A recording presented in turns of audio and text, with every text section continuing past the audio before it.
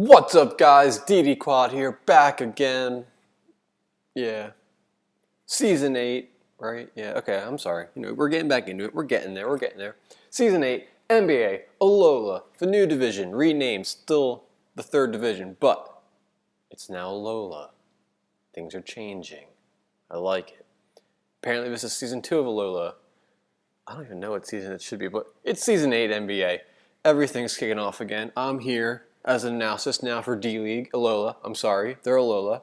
Boy, this is a really bad intro, but we're going to power through. We're not going to stop. Nothing can stop the hype train. Okay, I guess we should start with the usual disclaimers for any power ranking-esque video. This is the opinion of me. I'm biased, probably, towards mons I like, or teams that I like, or builds that I like, or whatever. Don't take this too seriously. Again, it's just the post-draft. And I'm mainly looking at teams. I didn't look too heavily at skill.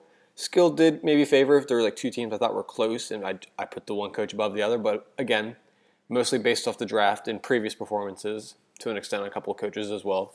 Anything to kind of just help me make it a little bit easier to put the draft. It's also just me this time. No Rob or the Flying Bird or whoever you think might be here. They're not here. They're gone. Nope. It's always just me bringing you these videos as I continue to ramble on. So yeah, I think I said everything I want to say about it just being fun. Don't take it too seriously. It is what it is, and it can be easily changed. It's not set in stone. I just got a PM from Rob as well. As I mentioned him, that's kind of creepy. I feel like he's in my house listening to me. Oh boy, this is some dramatic news he's texting me, but that's okay. We'll ignore that for now. Oh, wow, okay. Anyway, let's focus. We'll ignore that for now. I'm sure people will realize what this discussion is pretty soon, actually. Anyway, focusing back on... My God. Okay, I'm really sorry. This is groundbreaking news that's happening right now in the NBA. Wow, and I'm not going to focus on it. Okay, I'm regrouping. We're here. I really should restart the recording, but we're not. I just rambled on for a minute, wasted half your time. But now, let's go ahead and get into this. I know you see it, number 12 on my list, starting us off. It's Noobs. And again, another disclaimer. The hardest part of making the PR is really just picking the 12th spot. I mean, you never want to put a coach there. It's not where you want to start off the season. And this time, I'm going to kind of cop out. I'm going to use Noobs. He's the scapegoat. And it's mainly because Mega Pinsir is a rarely seen Mega in this format. It's very good at what it does. It can wall break, it can clean, it can do a lot of things. But stealth rock weakness can be a big deterrent to not use it, just because you need to draft some sort of hazard removal, and then you need to keep them and bring them in most games, which may or may not be favorable sometimes if it's a weakness or it's eating up a team spot that you need something else there for. So it kind of hinders your team building process. And the hazard removals he chose were Tentacruel and Xatu, which are good, but they're not the best. They're not top tier hazard removals, and you're going to need to bring at least one of them most games if you want to use Pinsir. Again, he doesn't need to use Pinsir most games. He does have potent threats in Haxorus, Sylveon, and I'm trying to think what else he has on his team. Sorry, I don't have them in front of me. And Keldeo, which are all really good mons. They're not the best, but they're very solid at what they do. They're very potent, and he can use them well. It just, again, as I said, my fear is that it might not be the strongest team, but I think it'll be very potent at what he does. And Noobs is very good. He gets a lot of team support as well through a lot of those mons. So that's why he's number 12. Move up, number 11, Minnesota Twin Needles, coached by Jaren. He was Kalos last season, so he's proven in the Alola League he's going to do well. This season he has a very scary defensive team, again, very similar to the Season 7 draft. However, last season in Kalos, this sort of build really struggled. I think he went 0-5 before he had to drop out for a short period, but he's back now, hopefully for the whole season. But the biggest issue with his team last season was it could just put no offensive pressure on his opposing teams. It was just so bulky and so defensive heavy that a lot of times other teams could literally just set up on him or not feel threatened. He could just stay in and spam powerful moves, which is how you break stall. And again, that's kind of what he has. This season, he does have a couple. He's obviously improved. He's learned his lesson. He's put some more offensive pressure type mons onto his team. If you want to say they're still bulky, they're still defensive, but they provide more of an offensive pressure than something like Cresselia and Mega Sableye did for him. So this season, he's enlisted the likes of like Garchomp, Mega Scizor, and Reuniclus, which all can play very good defensive roles. But on the flip side, they're very offensive and very dangerous if you let them set up that. He won't have some of the same issues as last season where he was just getting no pressure off. But at the same time, we'll have to see if he can play around that or if he'll still fall in that same like trouble of just not getting enough pressure off on his opponents. Okay. Whew. Okay, number 10, still by myself. Oh, good. South Asian Swamperts are my number 10, coached by Heated Pro, very good friend of mine. Glad he actually made it into the MBA. He was one of the people I wanted to get in here, and thankfully Hale was able to, Hale and Mayo were able to get him in here for Season 8. And Hale has a very fun team, I think. Mega Latios is his Mega of choice, which I think he's very excited about, which Mega Latios has been really undervalued in this league. I mean, it's good at what it does. It gets a lot of free setup just by its natural bulk and just how potent dragon typing is, especially with the Psychic dab as well. Did he draft Mega Latios? Yeah, he did. Okay, I'm sorry. Sorry. Azu and Thunder also give him a lot of offensive pressure, but his lower half of his draft, including things like Venusaur, Emboar, Virizion, Bouffalant, Regirock, they all overlap on some type weaknesses. And while it's not necessarily a bad thing to have multiple types and multiple weaknesses, it kind of gives you a disadvantage in the sense that a Pokemon like Azelf or a Pokemon like Infernape that get multiple coverage moves can really take advantage of this and give his team a lot of pressure to need to defend against. And that's always something you need to look out for. But he does have very good defensive mons. It's just that can kind of help this weakness where you have Umbreon and you have this Latios that can both eat up some of those very common types, but even then they're going to be worn down by maybe a fairy move. And it's just, he has to be careful this season. Maybe he'll be able to pick up maybe a mon through waivers that will help kind of ease out this weakness, if you will. It's, again, not a very severe weakness, but I think he will struggle with team preparation. I think other teams will also struggle with him. Granted, because Mega Latios is just that big of a threat that you can slap it on any team, give it a Calm Mind, and he'll most likely live any one hit. Like, there's not many. There are very few things that can just right out destroy Mega Latios. So I think he has that going for him as well. So that's why he's number 10. And I think, again, it's just a very good team. Nothing to be severely worried about. Next up, number 9 is Fuck, coach of the New York Bagons. The prodigy, if you will, I guess, is what many people call him. He has a very interesting sand-based team with Garchomp Mega as the focal point. And this is a very well-built sand team. It has the tools to succeed. It has a lot of interesting mons to support it. Hippo is one of the best sand setters. It's only one of two, but still, it's, I would argue in many cases it can be better than T-Tar. Anyway, not gonna get into that argument. But the issue with drafting a sand team, especially with one that is focused on Mega Garchomp, is it's very inconsistent and has like question marks, I guess you could say, about it, where sand or weather in general is always hit or miss. I mean, A12's had seasons where sun has not worked for him at all and then comes back the next season and wins with rain. But again, it's very inconsistent. Sand has usually been pretty balanced. Like it's had mixed success. It's not the best and it's not the worst. So I think he has that going for him. And Mega Garchomp has had, I think, 1 or 2 other appearances in the league. I know Rob used it, and he struggled early on in the season until he was able to kind of make some adjustments with his team. And I think the New York Bagons, sorry, I didn't want to say his name because, innuendos and whatnot. He might have the same kind of struggles going on early season. I think he'll be able to adapt, and I think his team might be able to get around some of these ice weaknesses. But again, when you have Hippo and you have Garchomp together, you're already at a disadvantage. So I think you can get around it. There's just a bunch of unknowns right now with this team, and I think we'll see more as the season goes on. Okay, coming up in the number 8, we have, who do we have? We have Roaring, sorry. The Must-Free Burrow Milotics. Roaring's back for another season. His team is a very fantastic draft. It has one of the best Firewater grass cores in the game, which is Slowbro, Venusaur, and Arcanine. I think he has Empoleon as well on that team. So it gives him a very good, strong core right there, which honestly, from a defensive standpoint, that's has to be one of the best you can make. On the offensive, his team is a little underwhelming.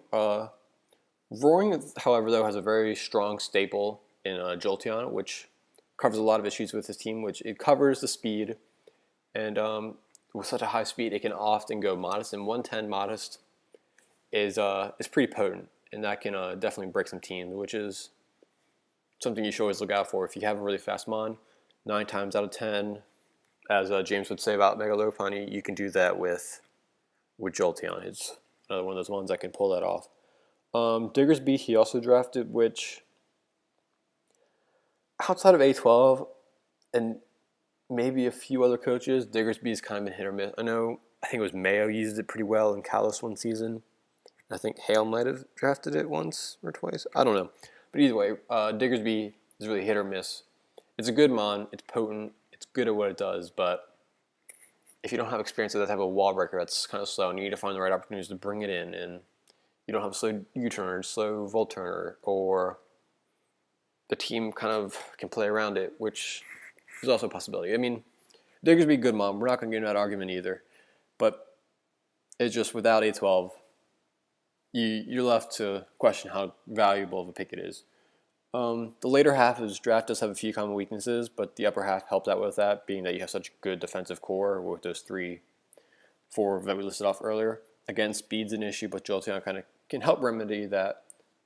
And I think as long as Jolteon's in the game, Roaring does significantly better. So he definitely has that going for him this season.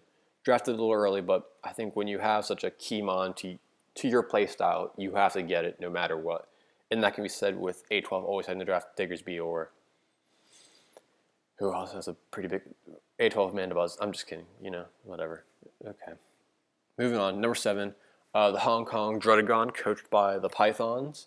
I'm not really sure how he wants us to address him, but Pythons is his kick handle, username, whatever. So we'll call him Pythons. Hong Kong Druddigons. Really cool logo. I mean, do you see that with that's cool. Shout out to Grounded, I think, made that. Probably. That'd be my guess. Either way, looks really cool. Focusing.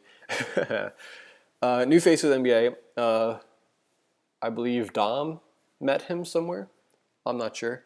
But he has a very strong team, very offensive, which is kind of a double-edged sword where you can destroy other teams, but at the same time, the very offensive teams can come right back at you with things like Kieran Black or Mega Aerodactyl or something that actually is a huge Heracross Mega. I'm sorry. Just strong wall breakers can also be kind of threatening to these types of offensive teams. But at the same time, he does have some top tier threats where Manaphy is the best setup sweeper in the game, hands down.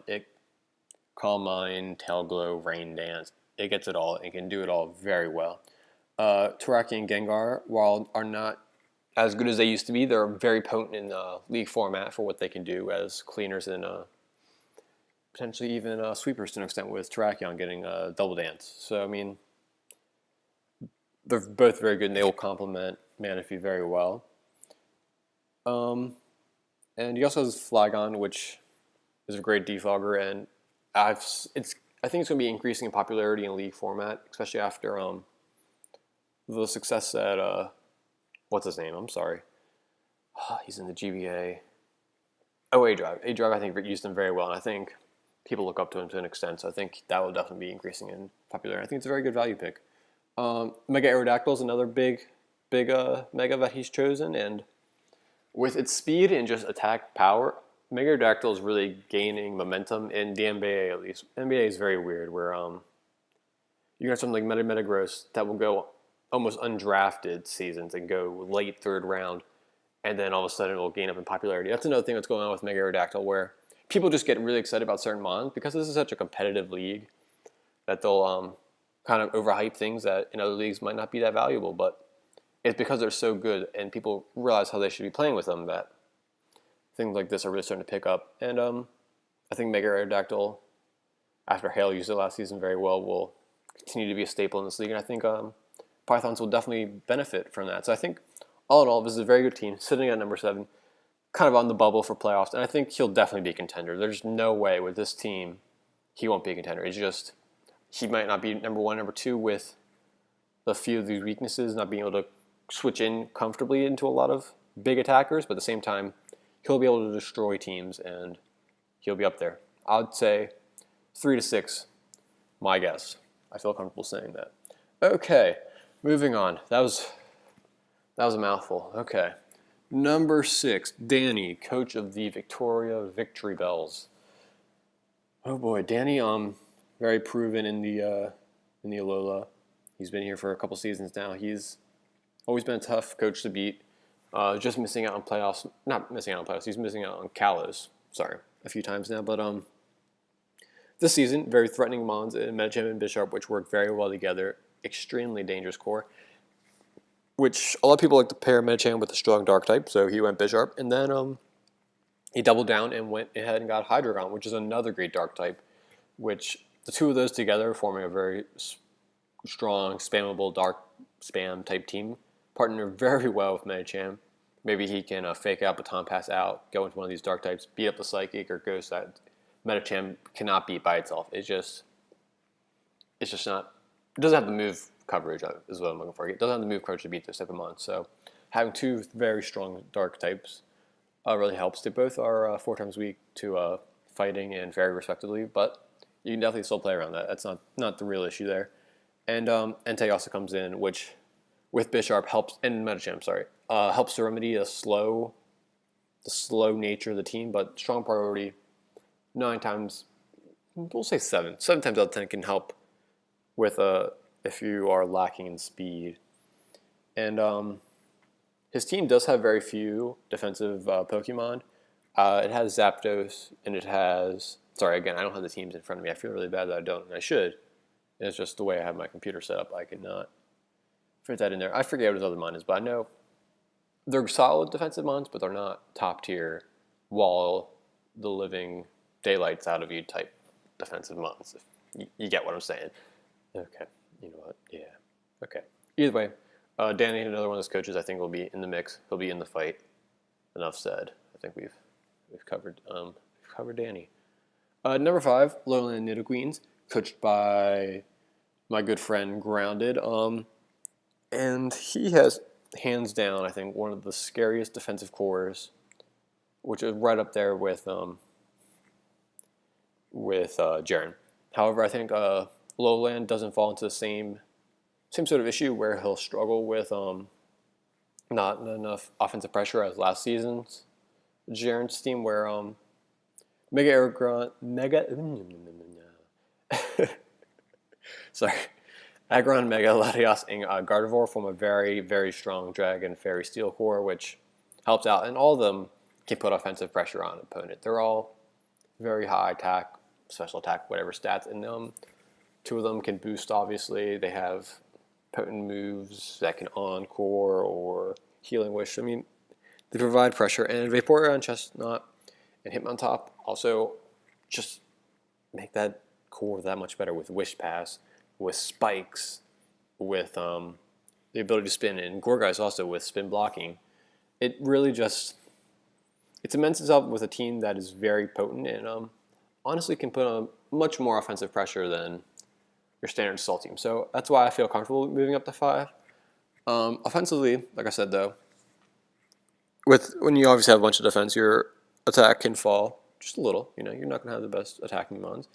However, I think the offensive pressure that Talonflame can put onto a team with Priority Brave Birds doing so much and always going to be striking first most of the time, that really can be dangerous, especially if you have these defensive mons that can actually do a good chunk to you. Like they'll knock you down. They'll take 25%. They'll take 35%. They'll take 45%. I don't know why everything's 45 or 35. Either way, with spikes and all that adding up, they'll be able to wear you down. Where Brave Bird now can slap a choice band. Brave Bird, you're doing 60%, everything's gone. You're knocking things out, you're taking wins. So that is why I think this is a very good, solid defensive team. You could argue maybe that Hong Kong or Victoria may be above it or below it. I don't know. I feel comfortable putting grounded number 5. It's a good team. It'll win games. And I think really you're going to watch out for Talonflame with this team, I think. You're going to need to bring Stealth Rocks, but he has such good defoggers and Latios and Hitmontop spinners and Sand Slash where it's going to be tough keeping those hazards up. And I think that's everything I need to say about those. So Roaring, Hong Kong, Victoria, Lowland. There's your 8 through 5. And now moving on to our 4 to 1. Starting off number 4, we have London Loppany. I'm whispering now. I'm not really sure. Okay. Whew. Number 4. We're getting there. Almost done. Get hype. I wish someone else was here. I need a breath. Okay. Focus. Whew. Midnight comes in at number 4. Another strong bounce team, which you'll notice that that's a theme coming into these top 4 where to be a really good, top quality, competitive team, you need to be balanced. Number 1 and foremost, you have to have a balanced team. There's no way around it. If you can't switch into some offensive teams that these other put, if you can't switch into some of the offensive mons that other teams have, you're going to struggle, and it's going to be a grudge match. And you can still win that match. It's just going to be a lot more difficult to win. Secondly, you have to be diverse. You can't be what's the word I'm looking for? You can't be stagnant. You can't be bringing the same mons or same sets each week. You can't be bringing choice banded Salamence every week and expect it to surprise someone. You can't be bringing a special Lucario each week and then be surprised when he doesn't even care that you can be physical because he knows you're going to be special. It helps that you can vary your movesets and vary the builds of your team, and it really makes it more difficult to prep for. So that's number 2. And number 3, you just have to have a core that works. Like, trying to think of what's a good core. I don't know. Not important. Okay. I really should, think about these before I say them. But you need to have that mon that people need to fear and that people need to over-centralize their team. That's what I'm looking for. They need to over-centralize their team. Mega Key in Black is very centralizing in this format where it takes maybe 2 or 3 mons to be able to check it comfortably. Where you need something that can outspeed it. You need something that can maybe take a hit from it. You need something that maybe can knock it off or thunder wave it. Like you're going to need 2 mons that can really check it. And if you're breaking that many mons just to focus on one, that's 5 other that are getting away with a free ride, which is very important that you have that centralizing mon and then you can support it or take advantage of that weakness that mon is bringing to you. And I think all of the top 4, honestly, all the teams do that very well, but these top 4 really, they nail that home. So I think I rambled on enough about that. So let's go ahead and get into it. Midnight, number 4. Very strong. Weavile is honestly Weavile is probably the most, I don't want to say underrated. I think it's drafted and respected, but it's the most dangerous mon because unintentionally, you're either going to be weak to ice or you're going to be weak to dark, or both. Weavile just has those dual stabs that are very strong, and people, not on purpose, but it's just how the game is, are very weak to these types. And Weavile, again, is just a really good value pick for that reason, where it can come in most games, outspeed everything, and spam ice and dark moves, and you're going to struggle beating it. Only very few mons can resist it. Poliwrath maybe, if you're bold enough to draft that, which you should be. But there are very few checks for it, and people don't always draft it, and the majority of the team is weak to it anyway, so if you can support that well, you'll be good. Gardevoir Mega, one of the best wall-breaking Megas in the game with Hyper Voice. Very potent, again, and it complements well with Weavile being able to check opposing psychic types or opposing dark types, maybe. Not really dark type. Anyway, he also has a very good defensive core. Mandibuzz, proven. Mew, very diverse. Rotom Wash should be interesting in UU. I think it's going to be a good value pick for most teams. And Tangrowth, which has really risen in popularity in the OU. And it's weird now that Tangrowth has now become such a high commodity that it's going in UU now, because we put it in UU just because we didn't think it was it was OU in a draft format. It's underwhelming at sometimes, but it's very good regardless. People draft it, and it's just how the NBA works. That's going. Okay, anyway, that's the important part. Anyway, very good defensive core, and his NU picks are very A12 style, which is what I call it when you pick NU mons that have these niche immunities where you draft something like Zeb Striker, which gives you grass and electric immunity sometimes, Ninetales, fire immunity, Polygraph, water immunity, which is a Rob type pick. Anyway, rambling there. It's really, if I had to give a recommendation in this video, which as I continue to make it longer and longer, we'll do that. This is a fun, informative video. People can chill. You can. Okay, focus. Speed round. I'm gonna speed through these last three. I really recommend picking up NU mons that give you niche immunities like the Flash Flyers, the Voltazors, Sap Sippers. It just makes your team all that much better if you can bring it 1 week and just completely wall a Sceptile Mega or completely wall a Volcarina. Anyway, we're Volcarona. Okay, moving on. Number 3. Okay, here we go. James, number 3 on my list. I could not repay a favor to him. I'm sorry, bud. You put me number 1. I know, but $20. You can do a lot with $20. I don't feel like you're a good team. Let's get away from that. Very good team.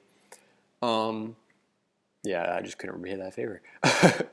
First off, James is honestly one of the best drafters in this format. I would say second only to Hound. Honestly, I think Hound is one of the best drafters. James on a second.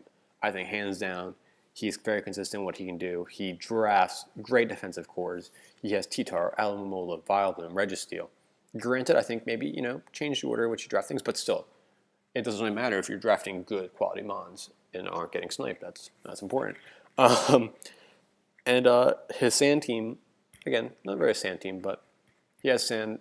He can take advantage of the T-Tar sand and brings Sand Force Lando, which no sheer force, but Sand Force I think can still be very potent. It can nuke teams along with Heracross Mecha, which there are a couple defensive teams, and he's just gonna be able to nuke them in this format.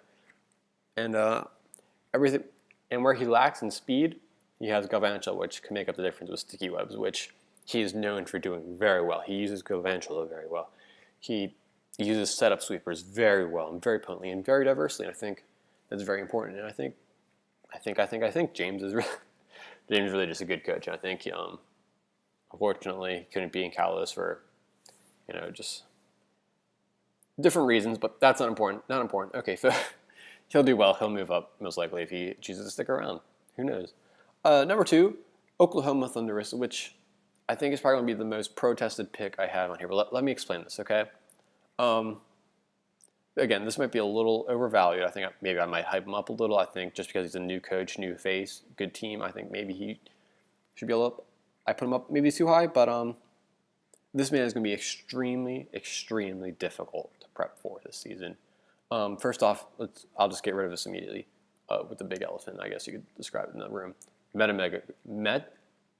Metagross Mega. Okay, tongue twister. That's weird. Anyway, for seasons now, what is this, season 8? So for at least six seasons, we would say, Metagross has been cursed. Parentheses. I'm doing air quotations if you can't see what I'm doing. And it's just that in a lot of formats, Metagross is hyped up as like, this is it. This is the most threatening Mega in the format. And even in OU, I think maybe like a year ago, people were like, we need to ban Metagross Mega. It is scary. It's potent. It hits hard. You can't switch into it. Not true at all.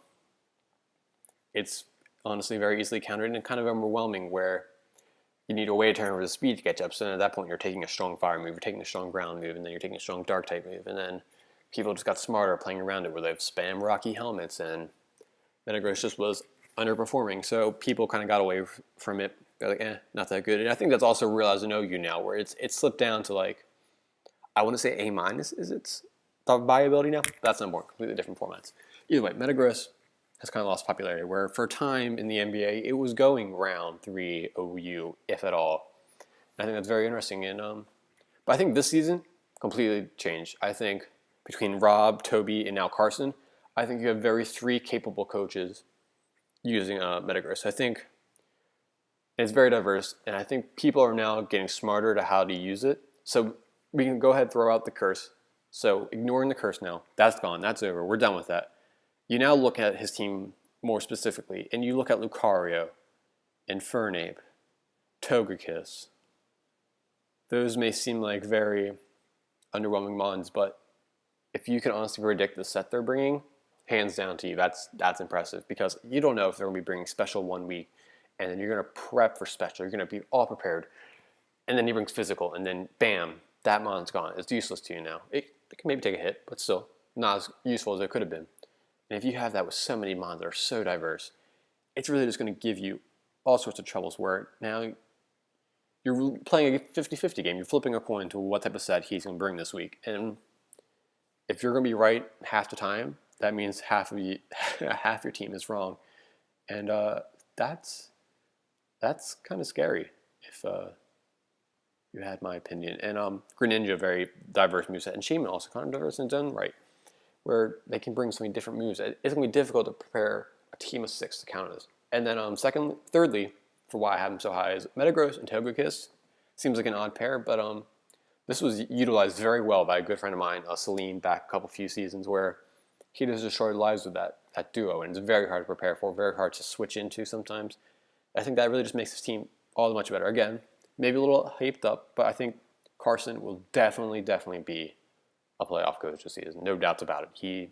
I don't even know how good he is, but I think if he can draft that kind of team, he's quality. Okay.